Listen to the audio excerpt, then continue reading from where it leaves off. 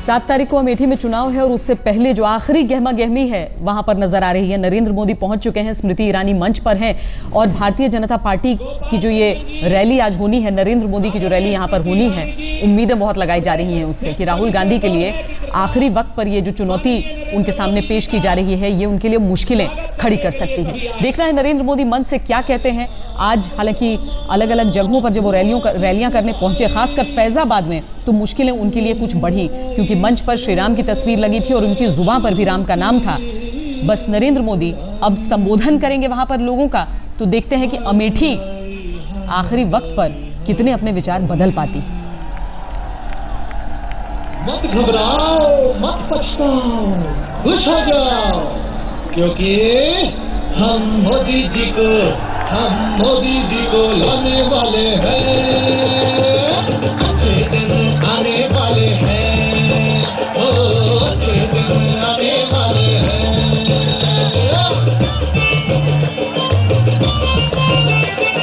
गरीबों की भलाई काबू में। अनुरोध कर रहा हूँ भारतीय जनता पार्टी उत्तर प्रदेश के अध्यक्ष माननीय लक्ष्मीकांत वाजपेयी जी से, वे आए और अपने विचारों, अपनी भावनाओं से जनता पार्टी की तरफ से अमेठी में उम्मीदवार के नाम की घोषणा होने में देरी तो हुई थी, विलंब था। स्मृति ईरानी को उतना वक्त नहीं मिला है कि उस तरीके से प्रचार कर पाए और इसीलिए ये आखिरी कोशिश। वो नेता जो देश भर में महिला सशक्तिकरण पर भाषण देते हैं, वो क्यों अमेठी में बेटियों के लिए डिग्री सरकारी कॉलेज नहीं खोलते हैं? आज कुछ ऐसे सज्जन भी यहाँ उपस्थित हैं जो अपनी मन की पीड़ा को सार्वजनिक तौर पर व्यक्त नहीं करते हैं। हलियापुर क्षेत्र से राजेंद्र सिंह जी आए हैं, जिनके घर 2 दिन पहले ही कांग्रेस की नेत्री जाकर आई हैं। ये वो सज्जन हैं जिन्होंने अपने बेटे को 2006 में कारगिल के बटालिक क्षेत्र में खोया है। ये वो सज्जन है जिससे कहा गया कि अगर बेटे की शहीदी के लिए आपको कुछ चाहिए तो जाइए राहुल गांधी के दिल्ली के दरबार में शीश झुकाइए। इस व्यक्ति को कहा गया कि 2-2 लोगों का टिकट, 2-2 लोगों का साधन, 2-2 लोगों के भोजन का आप प्रबंध कीजिए दिल्ली में।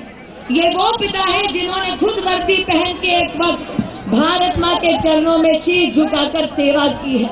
ये व्यक्ति क्योंकि आर्थिक चुनौतियों से गुजर रहे थे, ये दिल्ली के 2-2 बार चक्कर लगाकर आए, लेकिन ना राहुल गांधी मिले, ना उन्हें वो वेतन, वो पेंशन, वो सहारा मिला, ना गैस की वो एजेंसी मिली, ना पेट्रोल पंप मिला जिसका सपना दिखाकर दलाल ने दिल्ली ले गए थे।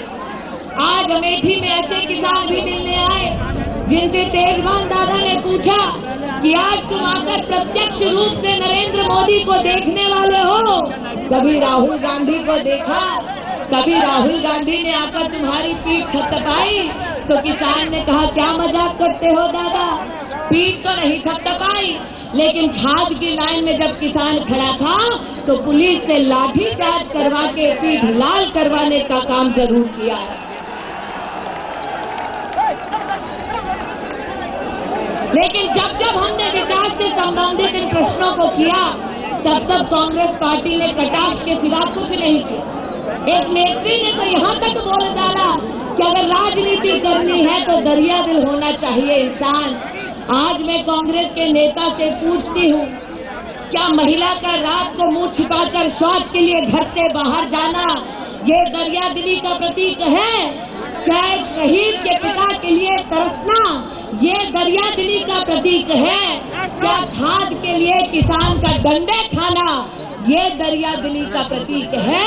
अगर नहीं तो आज अमेठी की जनता से कहना चाहती हूँ कि त्यागो उस राजनीति को जिसने रिश्तों का सौदा किया लेकिन इस परिवार को कभी कुछ नहीं दिया। 7 मई को घर के बाहर आओ, कमल का बटन दबाओ और अपने भाग्य को एक बार फिर उज्जवल बनाओ।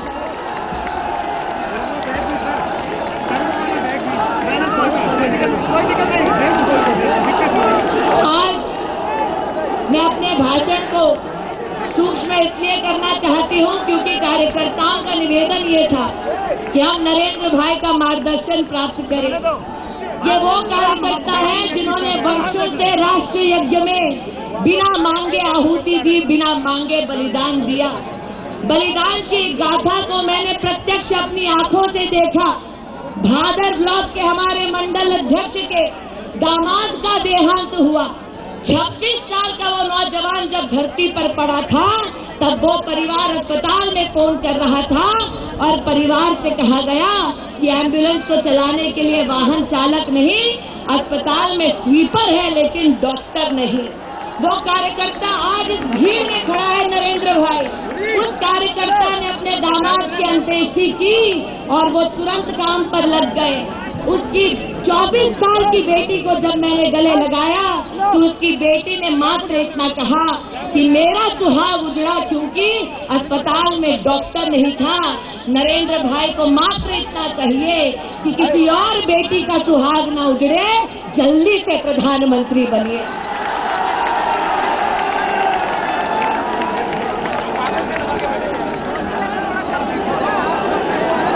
लेकिन ये भी सत्य है कि एक तरफ हमारे कार्यकर्ता पूरी निष्ठा से संघर्ष कर रहे हैं, काम कर रहे हैं, और दूसरी ओर कांग्रेस के अन्य दलों के कुछ नेता हैं जो रात के अंधेरे में आकर कार्यकर्ता से कह रहे हैं कि संभल कर चलना, ये कांग्रेस पार्टी का गढ़ है।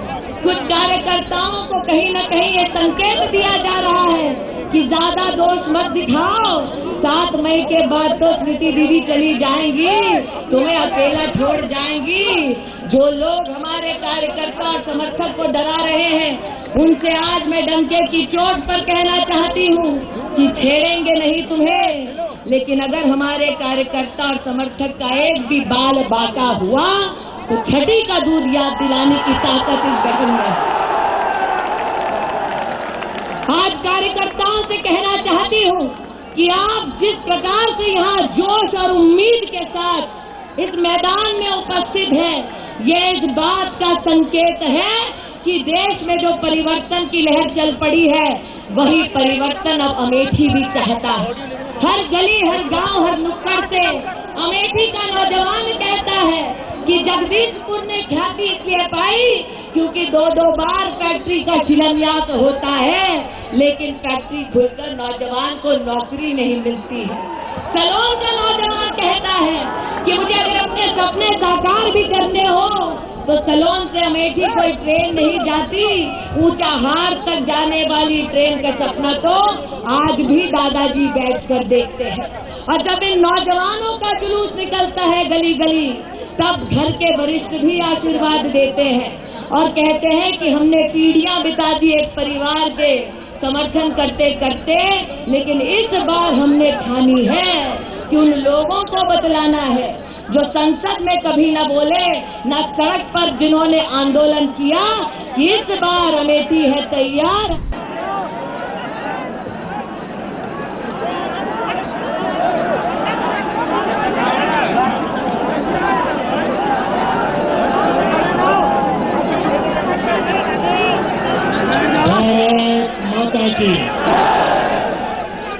भारत माता की। मंच पर विराजमान भारतीय जनता पार्टी के हमारे प्रदेश अध्यक्ष श्रीमान लक्ष्मीकांत जी वाजपेयी, जिला अध्यक्ष श्रीमान दयाशंकर जी यादव, पूर्व विधायक आदरणीय तेजपाल सिंह जी, श्री जमुना प्रसाद मिश्र जी, श्री राम लखन पासी जी, श्री दल बहादुर कोरी जी, श्री महेंद्र सिंह जी, श्री रश्मि सिंह जी, श्री प्रदीप सिंह जी, और इस चुनाव में भारतीय जनता पार्टी के प्रत्याशी मेरी छोटी बहन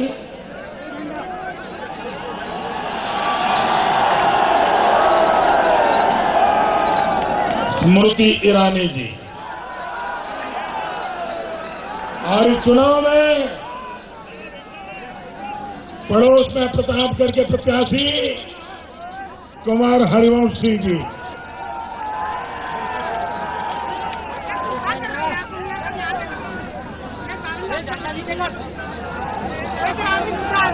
बताइए दोस्तों, क्या सुनाए?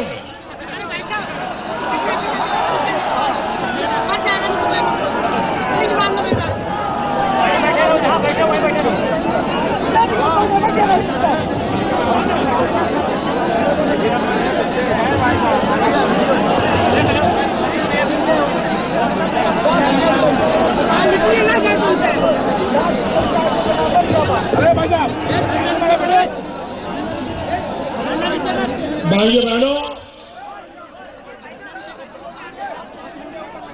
चुनाव के कई चरण पूरे हो चुके हैं।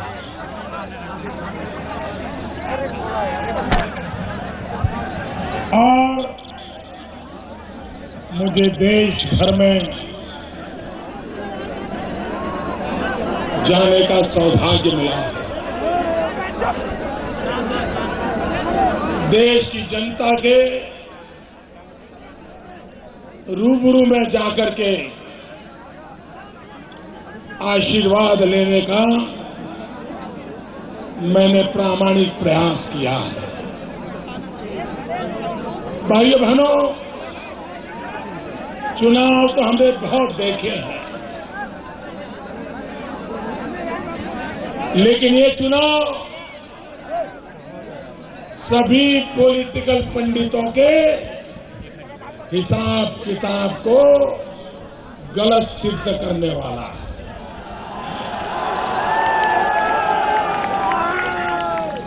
क्योंकि पॉलिटिकल पंडित एयर कंडीशन कमरे में बैठ करके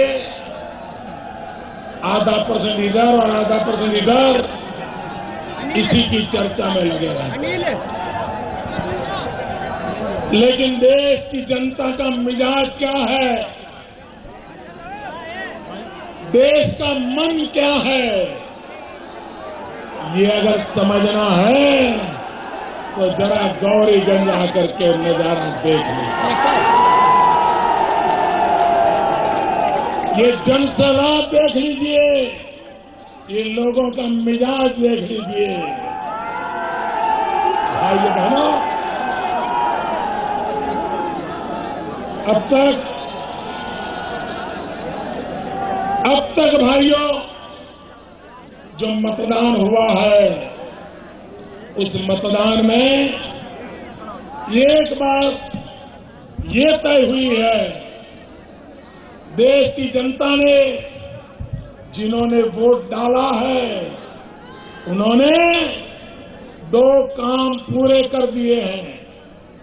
एक, मां बेटे की सरकार गई,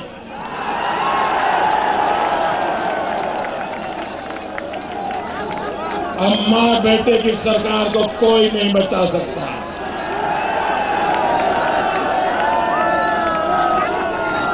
अगर लोगों को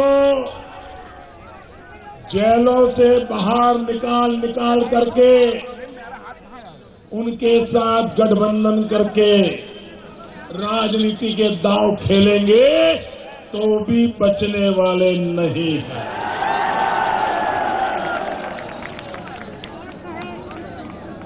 जेल के पंछी भी अब कांग्रेस को बचा नहीं सकते हैं। भाइयों बहनों, मतदाताओं ने दूसरा काम किया है, और वो दूसरा काम ये किया है कि आने वाली नई सरकार के लिए मजबूत नींव का शिलान्यास भी कर दिया है। अब मेरे अमेठी के भाइयों बहनों, मेरे उत्तर प्रदेश के भाइयों बहनों, अब आपका काम है मजबूत सरकार बनाना। अमेठी से कमल भेजिए, मजबूत सरकार बनाइए।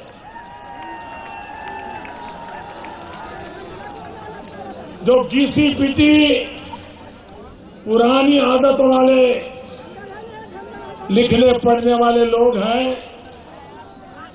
जब सुनीति जी को अमेठी भेजने का पार्टी ने निर्णय किया तो उनके दिमाग में इतना ही आया होगा कि सेलिब्रिटी है, तुलसी मेरे आंगन की है, वो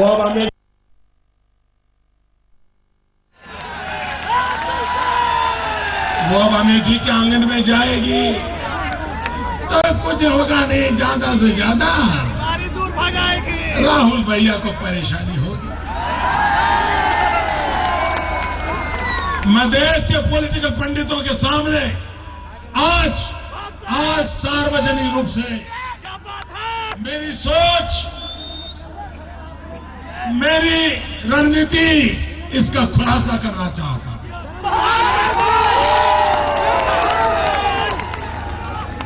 आखिरकार हमने स्मृति जी को यहां भेजने का निर्णय क्यों किया? राहुल भैया को परेशान करने के लिए नहीं भेजा है, वैसे भी वो पूरी तरह परेशान है, उसमें हमें कुछ करने की जरूरत नहीं है। भाइयों बहनों, स्मृति जी को मैंने राहुल जी की मुसीबतें बढ़ाने के लिए भेजा नहीं है, मैंने उनको भेजा है अमेठी की मुसीबतों को कम करने के लिए।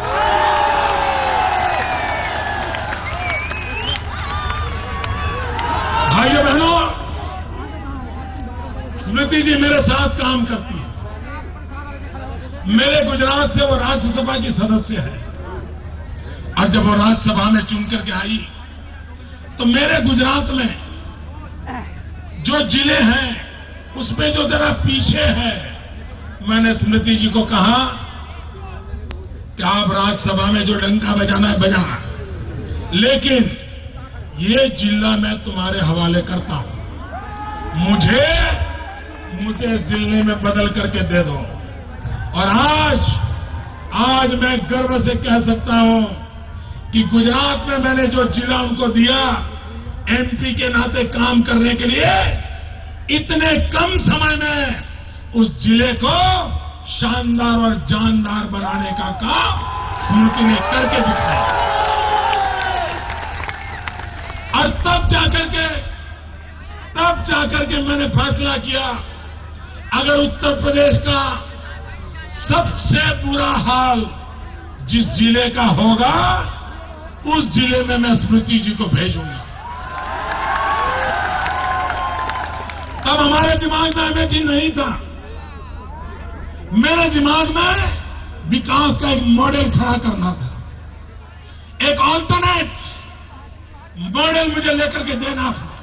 और मैं भाइयों, मैं ये रोज अखबार चलाने वाली दुनिया वाला नेता नहीं हूं, मैं घंटों तक लंबी सोचता हूं, दिन के दिन खपा देता हूं, दिमाग लगाता हूं, और मैंने जांच पड़ताल की और पाया ये उत्तर प्रदेश में सबसे बुरे हाल वाला कोई जिला है, वो मुझे अमेठी मिल गया। और उसी दिन मैंने ठान ली, भाइयों बहनों, मैंने ठान ली है, मैंने तय किया है आने वाले 60 महीने में मैं अमेठी का ऐसा बदल कर दूंगा, ऐसा बदल कर दूंगा, जो आने वाले दिनों में दुनिया की यूनिवर्सिटी यहां केस स्टडी करने आएगी।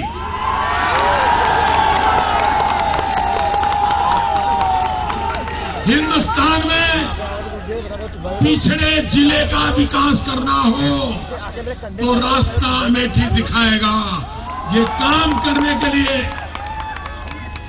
भाइयों बहनों, स्मृति को मैंने चुना है, अब आपको चुन करके मोहर लगानी है,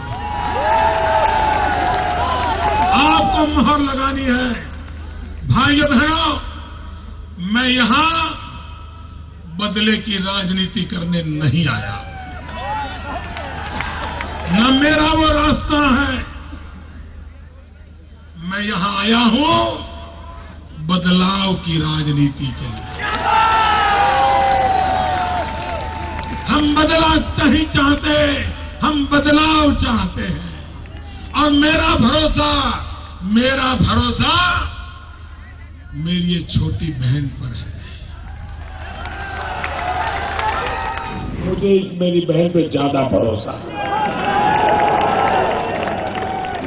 क्योंकि 1 महीने पहले भेजा मैंने, तब तक उनको अमेठी किस कोने में है मालूम नहीं था। लेकिन भाइयों बहनों, आज मैं दावा करता हूं, 40 साल से जो परिवार आपसे नाता जोड़ने की बातें करता है, मैं मीडिया के मित्रों में दम हो एक काम करके दिखाएं, एक काम करके दिखाएं। एक तरफ मेरी छोटी बहन को खड़ी कर दें और बगल में राहुल भैया और पूरे परिवार को खड़ा कर दें, पूरे परिवार को। और सिर्फ पूछिए उनको, अमेठी लोकसभा क्षेत्र के गांवों के नाम पूछिए, और कुछ नहीं, सिर्फ गांवों के नाम पूछिए। मैं दावे से कहता हूं, अगर स्मृति ईरानी 100 गांवों के नाम बोल पाएगी, ये पूरा परिवार 10 गांव के नाम नहीं बोल पाएगा।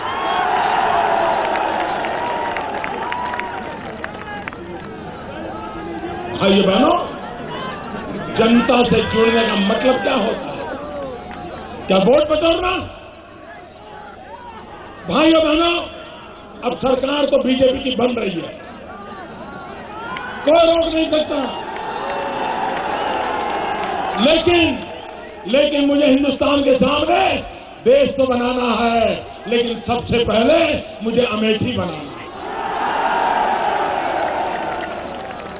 मुझे लोगों ने कहा है, मोदी जी ये एबीसीडी बंद करो, मैं अमेठी से ये शुरू करना चाहता हूं, अमेठी से ये शुरू करना चाहता हूं और विकास के बीच तक ले जाना चाहता हूं। भाइयों, आप मुझे बताइए, मैं हैरान हूं, गली गली मोहल्ले मोहल्ले जा करके गुजरात के मॉडल पे सवालिया निशान उठाए जा रहे हैं, और जो लोग आए दिन मोदी के बाल की खाल उधेड़ने में लगे हैं, क्या उनमें हिम्मत है? कभी पूछा उन्होंने अमेठी का? क्या उनमें हिम्मत है? कभी पूछा उन्होंने अमेठी का हाल क्या है? भाइयों बहनों, मैं गुजरात में जब मुख्यमंत्री बना तो मेरे यहां कन्या शिक्षा में हम बहुत पीछे थे। भाइयों बहनों, जब मेरे अफसरों ने मुझे, मेरी पहली मीटिंग थी मुख्यमंत्री बनने के 3रे दिन की बात कर रहा हूं, उन्होंने कन्या शिक्षा की स्थिति का वर्णन किया। मैं रात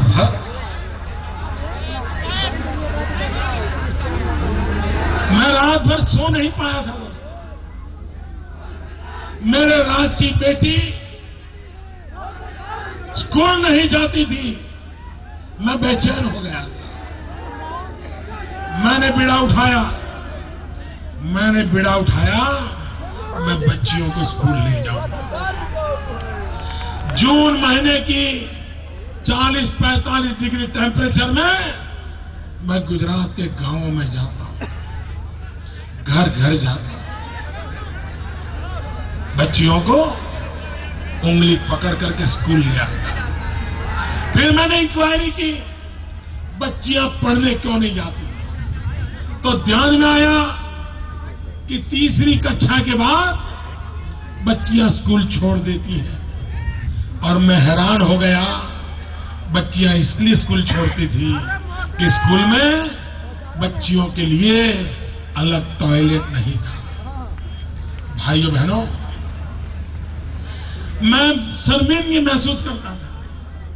जिस गुजरात के विकास की इतनी बड़ी बातें लोग सुना रहे हैं कि पहले तो गुजरात ऐसा था, पहले तो गुजरात ऐसा था, स्कूल के अंदर बच्चियों के लिए टॉयलेट नहीं था। भाई, मैंने जी जान से लग गया, टॉयलेट बनाने में लग गया। 76,000 टॉयलेट बनाए बच्चियों की स्कूल में, क्योंकि बच्चियां स्कूल में जाएं, पढ़े। भाइयों बहनों, अभी मुझे हमारे वाजपेयी जी बता रहे थे 30-40 साल तक बड़े बड़े दिग्गज प्रधानमंत्रियों का आपने चुना, बड़े बड़े परिवारों को चुना। यहां की स्कूलों में बच्चियों के लिए अलग टॉयलेट नहीं है भाइयों, क्या करना है? आप मुझे बताइए, आप में से कोई मेरे से मर्सिडीज गाड़ी मांग रहा है क्या? आप में से कोई बंगला मांग रहा है क्या? आप में से कोई अमेरिका में भेजने के लिए मांग कर रहा है क्या? आप क्या मांगते हो? पीने का पानी चाहिए। क्या चाहिए भाइयों? पीने का पानी चाहिए, अच्छी सड़क चाहिए, घर में बिजली चाहिए। अरे कम से कम मां बेटे के सम्मान के लिए एक शौचालय हो जाए। इससे तो अधिक कुछ मांगते नहीं हो भाइयों। इतने बड़े बड़े दिग्गज लोगों ने अमेठी को ये भी नहीं दिया है भाई, ये भी नहीं दिया है। और तब जाकर के भाइयों आज मैं यहां किसी को बुरा भला कहने के नहीं आया, मुझे नहीं कहना है।